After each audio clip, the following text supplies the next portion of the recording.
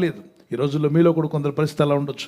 వెనక చూస్తే అప్పులు వాళ్ళు పరిగెత్తుకొస్తున్నారు. ముందుకు పోదామంటే ఉద్యోగం లేదు, వ్యాపారం లేదు, కుటుంబాన్ని పోషించుకోవాలన్నా, అప్పులు తీర్చుకోవాలన్నా, లోన్లు కట్టాలన్నా అవకాశం లేకుండా ఉంది. ఓ పక్కన బండి పట్టుకుపోతామని ఒకడు, ఓ పక్కన ఇంటిని తాకట్టు పెట్టారు కాబట్టి మీ ఇల్లు స్వాధీనం చేసుకుంటామని మరొకడు నీ బిడ్డలను ఇబ్బంది పెట్టడానికి, కుటుంబాన్ని ఇబ్బంది పెట్టడానికి అన్ని రకాలుగా ముంచుకొచ్చేసిందా కారు మేఘాలు వలె శ్రమలు, శోధనలు. ఈ సమయంలో మోషే ఏం చేశాడో మీరు కూడా అది చేయండి.